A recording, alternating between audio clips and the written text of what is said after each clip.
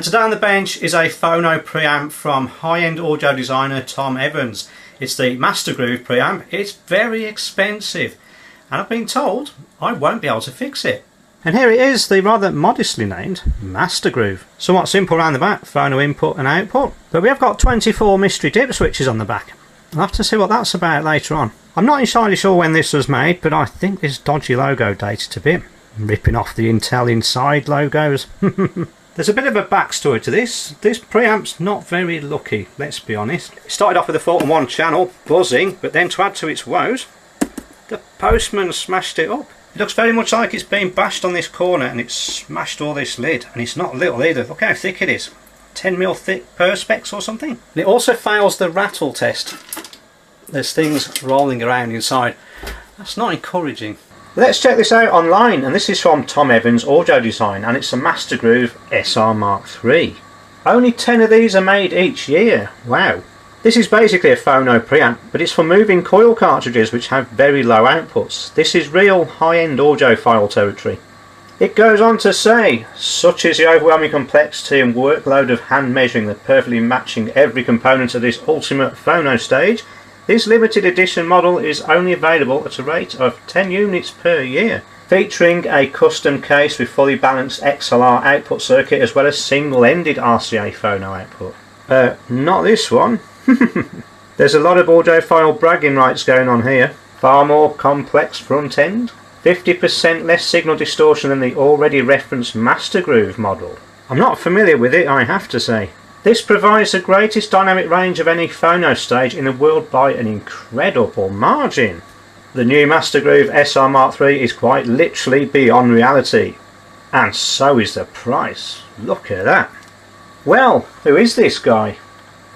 Well, there he is. The genius himself, hard at work. Okay. Well, I do like the look of some of this equipment, especially this. Oh, and this. They're not very rare. I can't knock his taste in test equipment, that's one thing.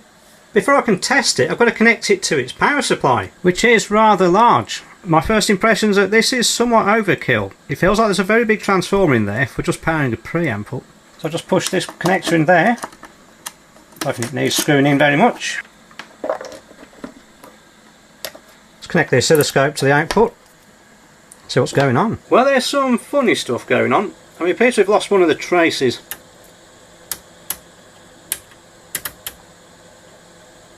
Oh dear, what is going on there? That is some big ripple. He's not kidding when they said buzzing. It's this channel. It seems to have settled a bit.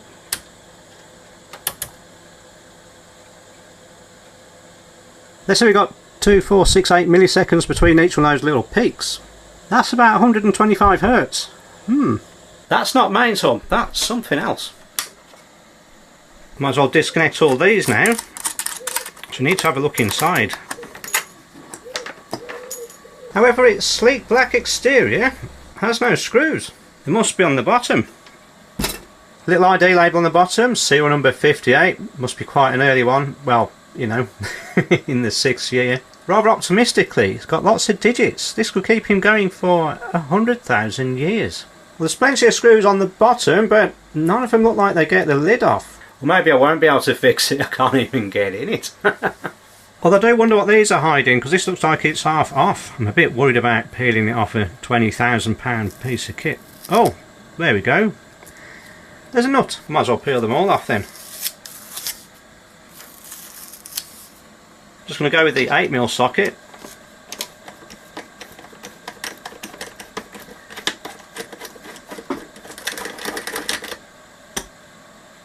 Well, the foot comes off.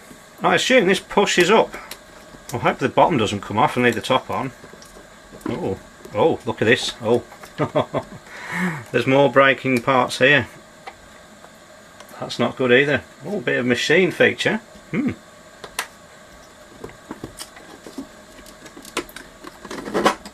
Oh, crikey, look how bent that is.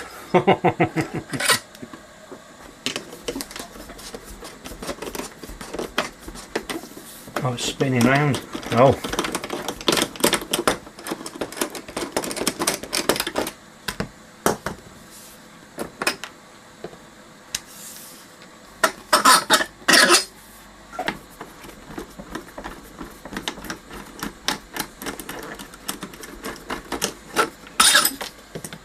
And the last one.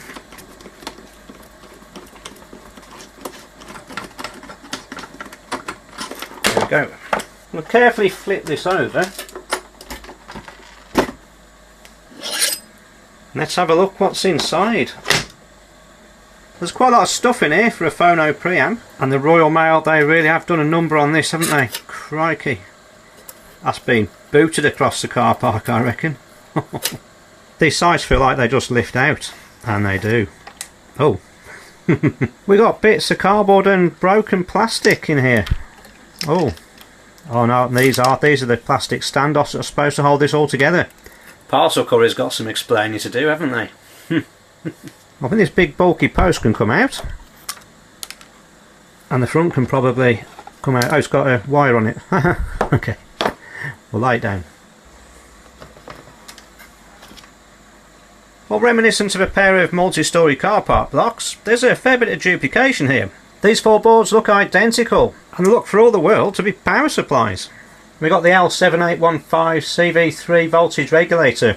Pretty common, nothing special about that. Oh, but hang on, what's this? That's not fair. Look, he's ground the numbers off. I hope he's not done that all over it. Oh, but he has. Look here. Oh dear, all these transistors, or whatever they are. But again, we're seeing the set of four. Grinding the part numbers off is very old school, but it's still plain dirty. There's still not many clues what these things do, apart from there's only a couple of wires on, and I just wonder if it's more power supply stuff. There's a lot of copper shielding on here. I think these are just blank PCBs. It's quite a cheap way to do it. Quite smart, really. We've got a ground wire soldered to them. Presumably they all go to the same ground, like a star ground. Let's have a look. There's various things going on in here. There's a lot of silicon with the part numbers hidden. He really doesn't want us to know what they are. We'll see if this one's the same. I have a suspicion it's exactly the same.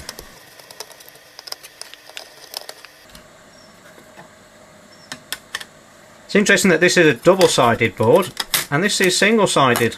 Has that homemade feel to it. But yes, I think these two boards are identical, which leads me to conclude that all four are the same. I think this is only held on by the one screw. That's all that's left holding this. Yes. Oh, hang on, that's revealed another one of these boards. What are they doing with them? We do now at least see a different board, this one here, which appears to have more chips with the part numbers ground off, but I'm going to guess they're op amps. I mean, it's a preamp. It must have them in. Oh, there's another one underneath. That's rather interesting. And I guess there's more of the same underneath. Yeah, it looks that way. I'm getting the impression this is built on two layers. Probably left and right. Or right and left, I haven't looked. Yeah, both these phono sockets go to this top board, which is the right channel. Okay, right on the top, left on the bottom. I shall check which channel was buzzing again, just to make sure. Sneak the power cable back in. There we are. Pull this one out, left channel, that's the one. Yeah, it's making no difference on the right. Let's measure the input voltage, red wire, 10.3 volts, white wire, minus 27. What's going on? Let's unplug this, see what's coming out of the socket. Let's put the negative in the centre, see what we've got. Minus 27, plus 27. Okay. So something's overloading the positive power supply rail and probably on the left channel. Trouble is, got to find it. Just a quick look at the wiring from here. The power comes into here, the plus and minus 28 volts I think it's supposed to be. These are all sort of joined together and they're distributed back to these boards. 1, 2, 3, 4. So H1, 2 and 3 are the inputs. So I'm pretty sure H7, 8 and 9 are the outputs. So this board here is supplying this blue board here, and these front boards are supplying these upper boards here. And you can see the same going on for the bottom part. And it looks like this op amp board's connected to this one somehow. And yeah, same going on underneath. Ah, right. Over here. Well, the power supplies are somewhat elaborate in this, and I'm not quite sure where it's all going, so I'm going to have to reverse engineer it, even if he has scraped all the part numbers off the things. But we can see in a £20,000 piece of kit, there's a lot of labour going on here. I mean, if nothing else, the labour filing all these part numbers off must cost a fair bit. So, I've now reverse engineered it and made myself a little service manual. I'm sure you'd like a look inside. Well, the first thing I managed to confirm was the layout. The top layer is the right channel, but the two are identical. The basic block diagram's pretty straightforward. The phono input goes directly into the low noise preamplifier, which is fed into an equaliser circuit, then through a low noise buffer and straight out the device. But in this design, they've done everything they can to keep noise right down to the minimum. The first thing to note is each active stage is powered by its own regulator. Each one of these are dual plus and minus 15 volt regulators. And these regulators are powered by their own regulators. How's that for thorough? And on the next page is the interconnection diagram, just showing how it's all wired together, pretty straightforward. Then we've got the power supply. There's nothing going to blow your socks off in here, pretty straightforward linear power supply with standard regulators. Moving on to the main board, which is the blue one, this is where all the action happens. And again you can see how the input signal goes directly into the preamp boards, two of them. Then they go for this little filter for equalisation, and then to this op amp here, which is the line output. And what's interesting here is they're loading each one of these op amps with its own constant current source. At least that's what I think it is. And on the next page we look at the low noise preamp board. And what we're seeing are 4 identical op amp circuits, and each one of these has got a gain of 605. Now, whilst a lot of audiophile stuff is complete nonsense, there is at least some science behind this. Here's a conventional op amp circuit. This is the non-inverting one, so the input goes to the positive input, and on the negative input we have 2 resistors creating a potential divider which creates the gain of the circuit. So you can put a small signal in and it comes out the other side amplified. But what happens if you put a tiny signal in? Like for this phono amplifier, we are talking 0.4 millivolts, which is certainly a tiny signal. But the op amp circuit will amplify it in the exact same way. Apart from this time, we're going to experience a load of noise on there. This noise is actually coming out of the op amp. The manufacturers will do whatever they can to minimise it, but it's very expensive to make low noise op amps, and there are ways to improve it. And the key behind this is the fact that noise tends to be random. So if we look at this clever solution here, we take our tiny signal again, but this time we put it through 2 identical amplifier circuits, each one introducing its own random noise. If we then join these outputs together, we create a summing amplifier, which doubles the amplitude of the output, but reduces the noise level, basically because the noise is random. So when you add 2 random things together, they tend to cancel out. The noise reduction is proportional to the number of op amps in parallel.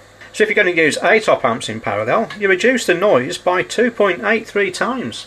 It's very important that each one of these op amp circuits gives the exact same output, which is why the feedback resistors are a very high tolerance. Look at that, 0.1%. If you're to look at the datasheet for an op amp, you'll see lots of information. A lot of it is a bit confusing, some is very useful, the pinout for example, but we'll get to the important bit I want to show you now, the electrical parameters. We scroll down enough and we'll see we've got the input offset voltage, and it's something like 5 or 6 millivolts. Now consider that with a signal with an amplitude of 0.4 millivolts amplitude. You'll get some weird distortion in that circuit. And we start to see the reason for the manufacturer's claims here about all this hard work measuring and matching every single component. To measure the input offset voltage, the first thing we have to do is put the same voltage on both inputs. Because it's such a small measurement, we need to put some gain in here. So we can go with the 10 ohms at one side and 10k on the other. This will give us a gain of 1001. I built that circuit on the breadboard and I see what the offset voltage is of various op amps. I'm going to power them all with a plus or minus 15 volt supply. This is a UA741 op amp, and you can see the output voltage is 1.15 volts. That gives us an input offset voltage of about 1.15 millivolts. 1.15 millivolts, that's way too much for a 0.4 millivolt signal. I'm going to take that one out. I'm going to go with an LM308, which is about 0.2 volts, so that's 0.2 millivolts, which is 50% of the signal level. Pretty bad. I'm going to take that one out there. And next is an Analog Devices OP07. These are pretty good op amps. Now we're reading about 14 millivolts, which gives us an offset voltage of 14 microvolts, which is about 3.5% of the signal.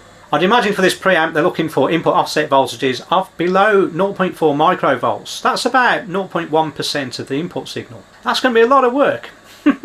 So now we understand it a bit better, we're well placed to start diagnosing what's actually gone wrong with this thing. Now if you enjoyed that little educational snippet, there's far more of this coming on my new training course I'm building for the Mend It Like Mark community. Check out the links in the description below. I'm going to start by removing the entire top layer, which is the right channel, because there's nothing wrong with that from what we can tell. I'm going to unsolder these sockets off the board. Start with the ground.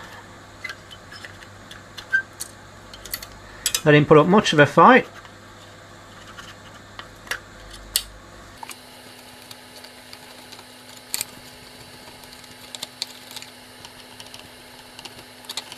Just unscrew these standoffs. They come off quite nicely.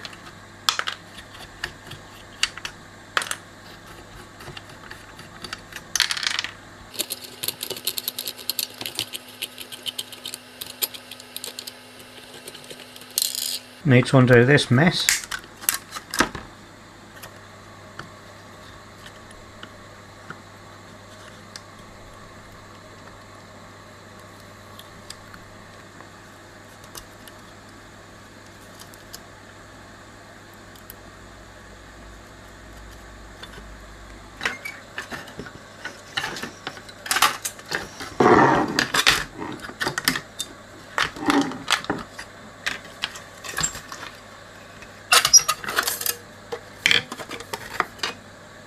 Well, something's pulling the positive voltage rail down, which will be something that's gone short circuit, which is something that these little tantalum capacitors are very good at doing. And they're everywhere.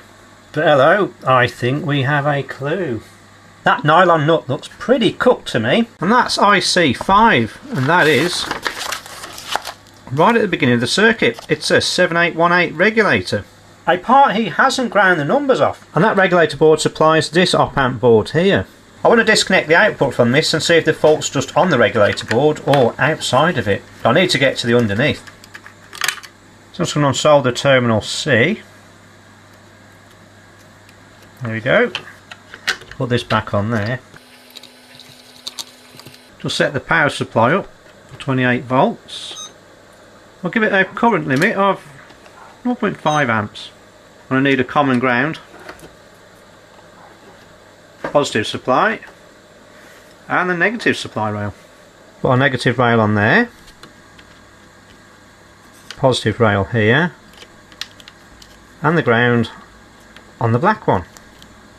Power it on. Let's pick up the ground from here. Let's check the output voltage from this.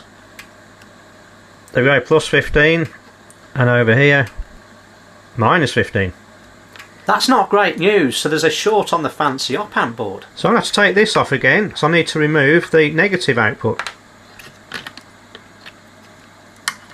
which is terminal E. So I can remove this off the 28 volt input, connect it to the supply to the op-amp board.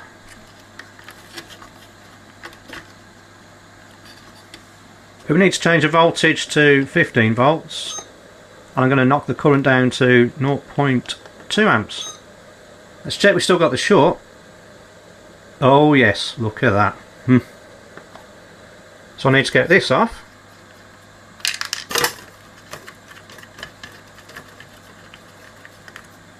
Just need to unsolder these wires as well. It's always slowest on the ground connection. There we go. That was hot.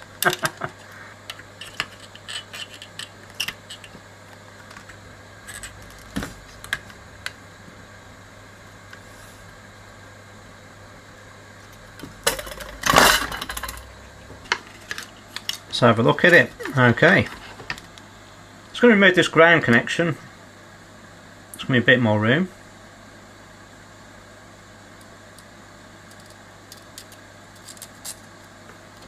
This board's actually attached by 8 wires down there, and that looks to be quite a nuisance to keep in line. So I'm going to unsolder this in one go, hopefully. I'm going to be using this 10mm blade tip. Get them all at once. Just going to flood it with a lot of solder. Make sure I've got good thermal contact.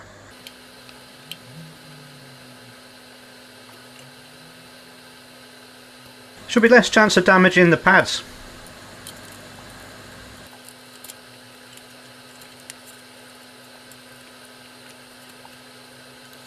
Just see if I can clean these up.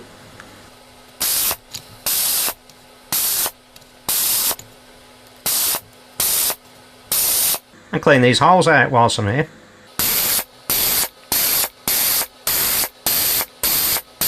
Alright, pin 4's not playing ball. I think it has got damaged.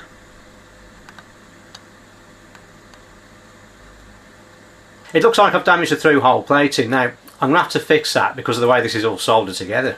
Luckily I've got some rivets which are ideal for repairing this sort of damage. They're a little copper tube that's flared at one end. And the first step's rather painful. I'm going to have to drill that out. I'm just going to use a little handheld drill.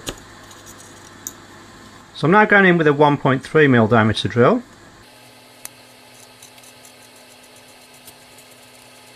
I'm just going to finish it off and open it up to 1.4mm.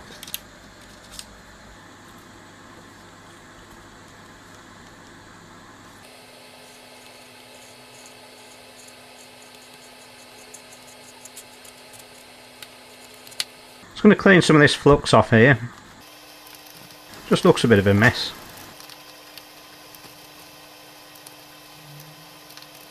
I should be able to just push this rivet in.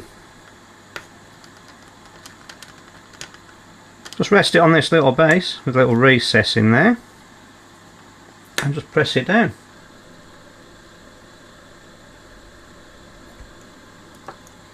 And just flare it over a bit. And now just flatten it off.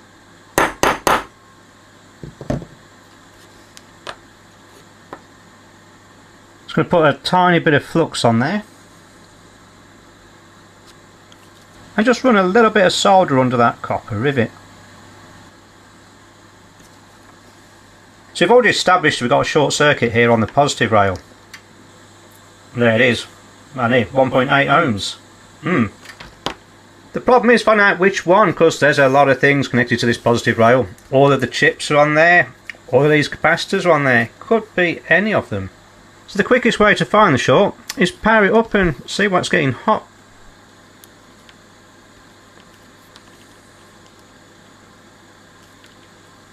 So with 200 millivolts we should start to see something getting warm. We've got some heat going on. You can see there the 4 chips glowing. And what is that on the top? That's a tantalum capacitor. It's this one here, C12. We check where it is in the schematics. There it is. It's on the power supply for IC4. 10 microfarad tantalum cap. Well, that's interesting. It doesn't show any signs of thermal distress, but that's possibly because of the power supplies near. It must be current limiting.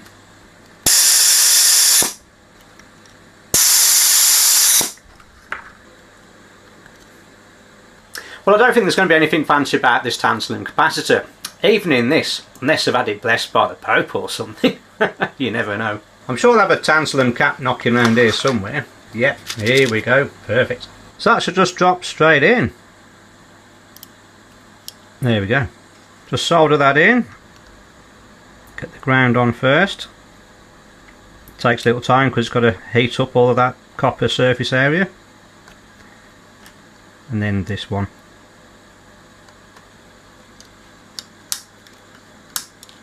We'll just check if we got rid of the short. Well, that all looks pretty healthy to me. All the chips glowing evenly and no hot tantalum caps. Just going to line these pins up.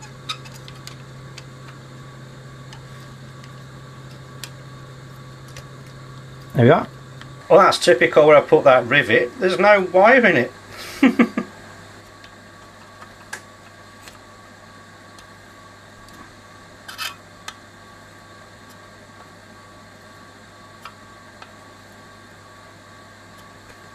Now'd be a good time to replace all these broken plastic bits. There's a little socket head screw in the bottom of here. There we are. I'll just unwind this. And put a new one on.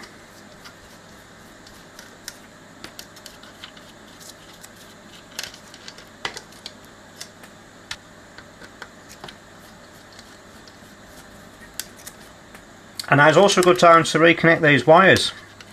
Just poke the white one in there and the red one in there. Always come out again.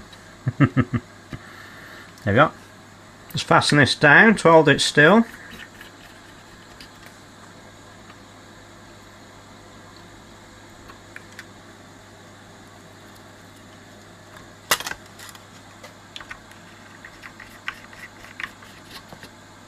Now I can pop that back on. Now it's a very good time to solder these connectors back on. This is the left input.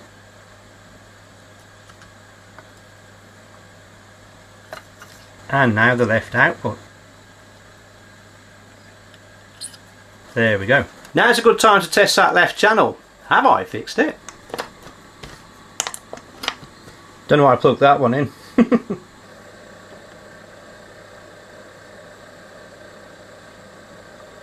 Well, that looks a lot more healthy, doesn't it? Just check this actually amplifying. Oh, look at that. I reckon that's good. Now I can put these standoffs back in. I've replaced the broken ones.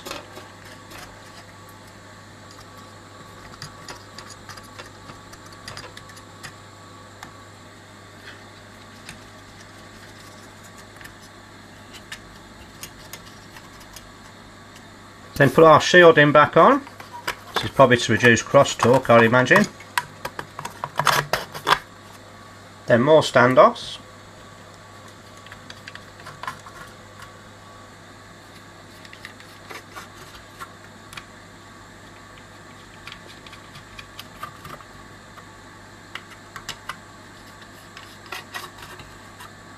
Got a snap screw thread in this one. I'm going to have to extract that. Although if it being plastic, just line a flat blade screwdriver up. Then heat it up.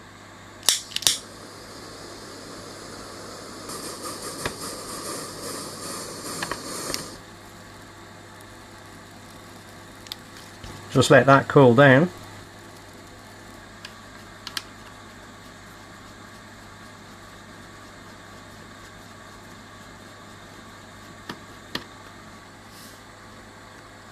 Let's just put the right hand channel back on. Bit of wires going everywhere here.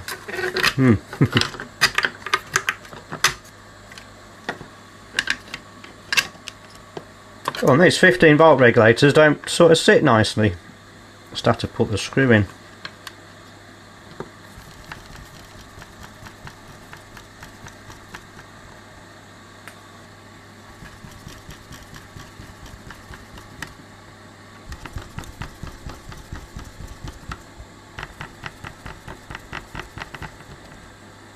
Just soldering the input socket.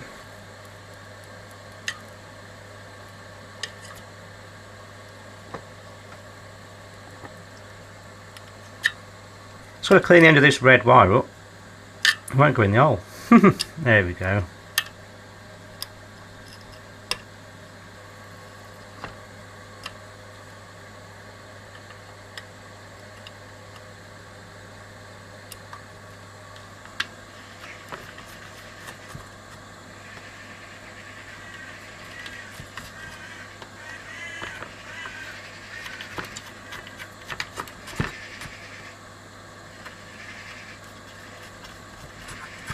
Let's put the supply leads back on here.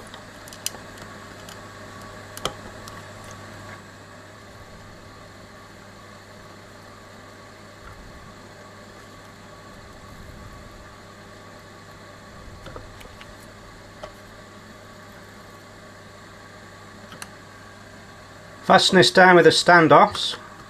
Oh, this is right, close to this heatsink. Can you hear it ratcheting on? Handmade machines, eh?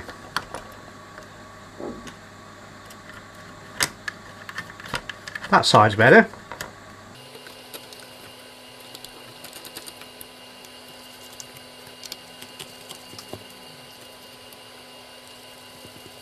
I can put the lids on these now.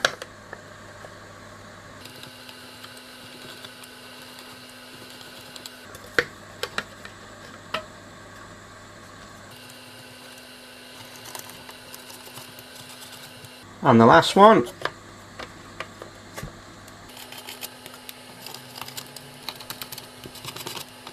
In my excitement, I appear to have broken the ground off this one. Just strip a bit off.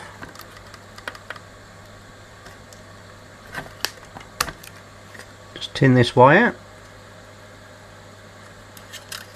Heat this up. We'll remove the broken part.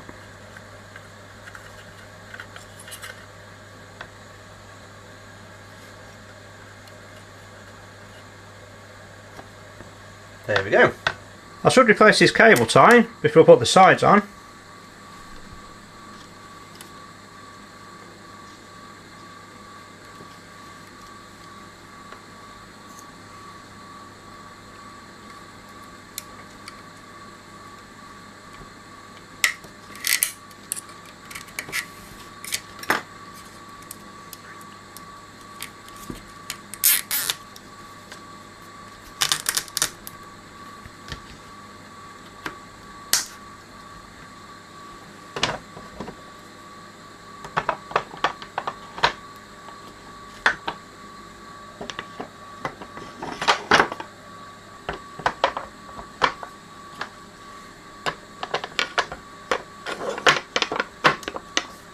Now I need to shim the joints for these bits of cardboard. Put one down there, one down the front,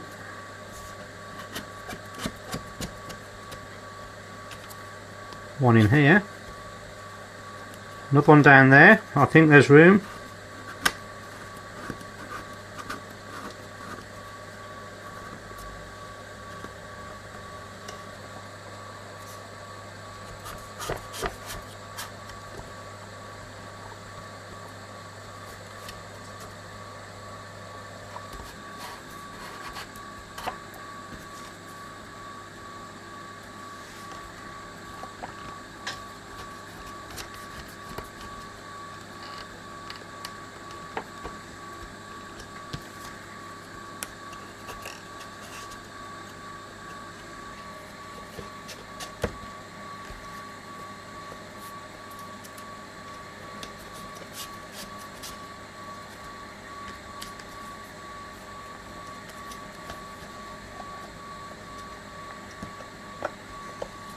Well, it's time for a test. We're going to knock the amplitude down to 400 microvolts.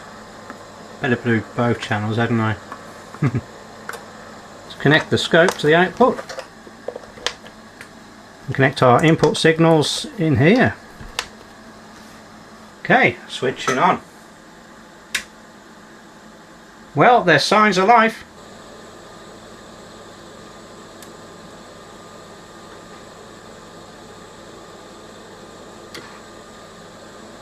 That looks pretty good to me. Same gain both channels, that's a good sign. Shows all those op amps are working. Now I've got to deal with this broken plastic lid. It's quite chunky and I bet it's quite expensive to make, so let's see if I can glue it back together. Start by peeling this off.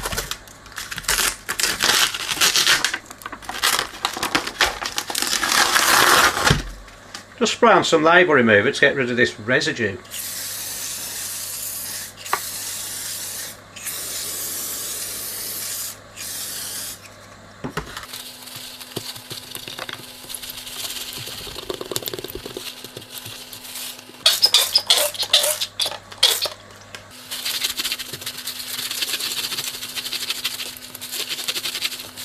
It's like glass now. I'm going to put this waxed paper down on the bench so I don't glue it to the bench. That'll be a mistake. Put it face down when it's most flat. Now to glue this together I'm using this Trent Plastics Anglo-Sol. Recommended, it works on this Perspex. If I'm right about it being Perspex. I'm just going to pull this crack apart here, just so I can get the glue to run down in this little gap.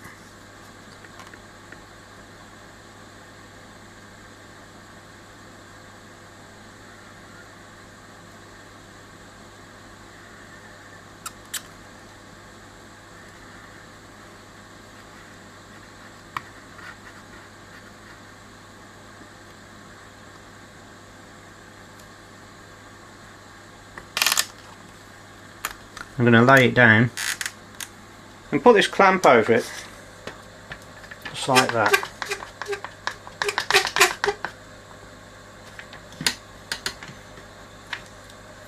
And put some other glue around here.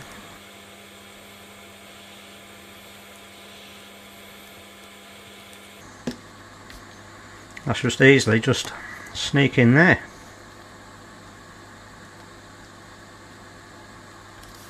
And the same here.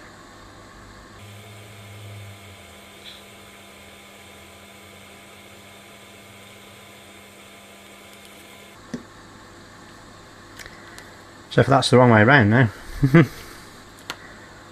Pop that over like that.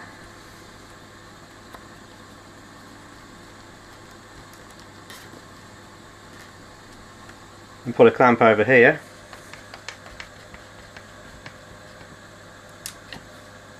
And another one there. I'm now back in the old workshop because I do need to refinish this lid. So although the glue is set up nice and solid, it has leaked through here and marked the top surface, so I'm going to have to sort of sand all this back and repolish it. Luckily there's not too much of a step in it, but yeah, I'll have to get a little bit aggressive with this.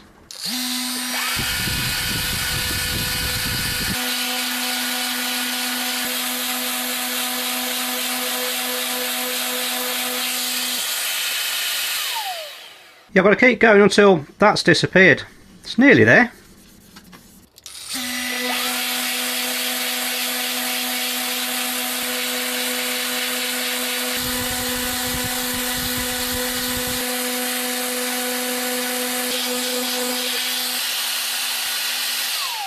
Now before I start polishing this up, I'm just going to fill these cracks with a bit of wax. Now these are designed for wood filling, I think, but I reckon they'll do if I can get in the box. Use this black one.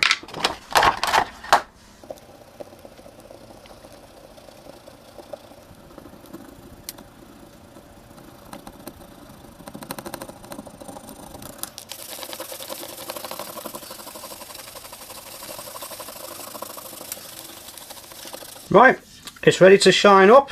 Let's give it a polish. Let's take this disc off and on with the pad.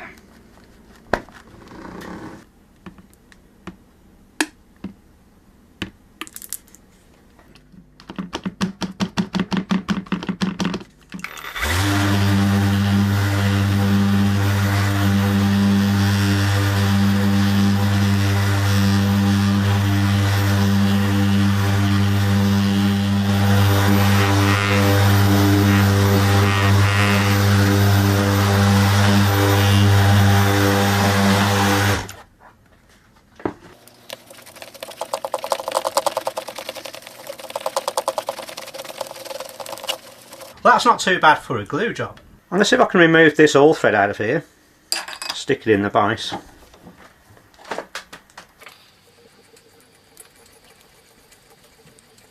Success!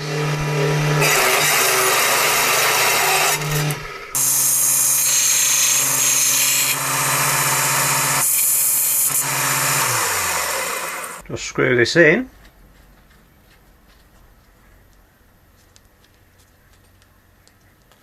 That'll do.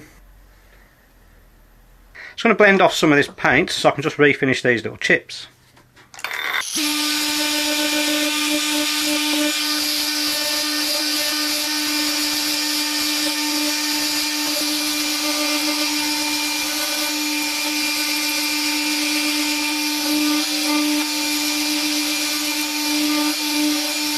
That looks okay. Feels nice and smooth. I'll put some paper over here to protect it from the paint.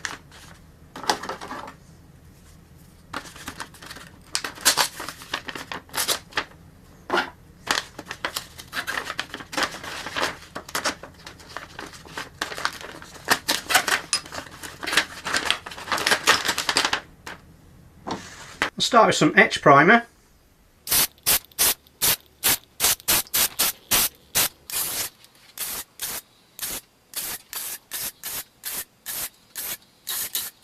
Just let those dry overnight.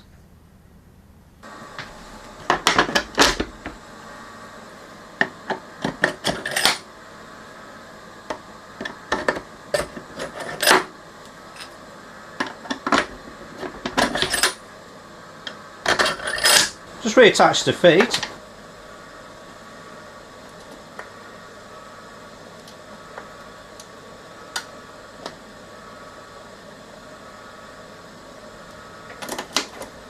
And this clamps the whole case together.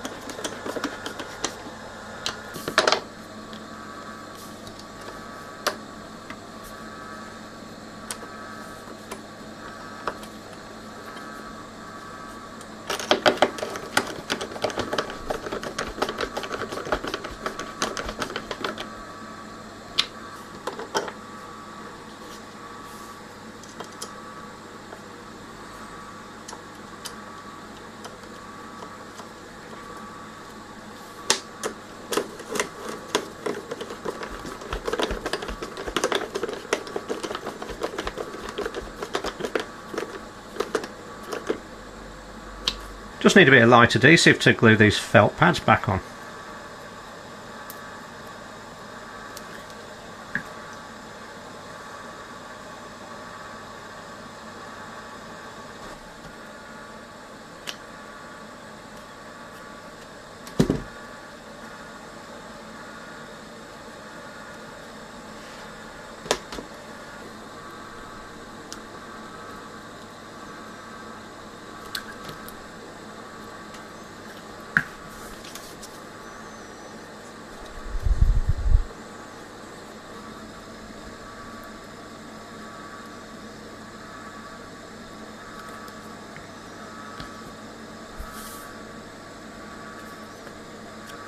Tip this over so the weight of it holds the pads in place.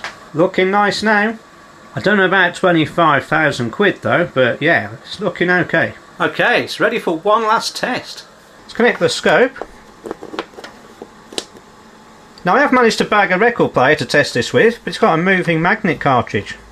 So I need to use these attenuators just to knock the level down. This trusty old biogram.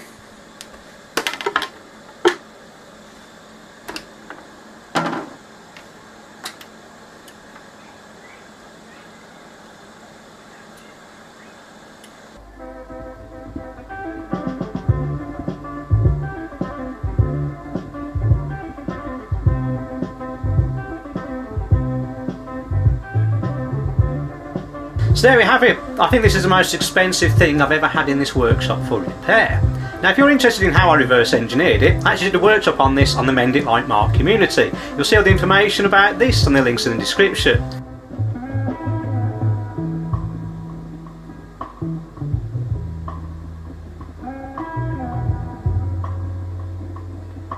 But how much do you think the manufacturer would have charged for this repair? Leave your answers in the comments below. Catch you next time.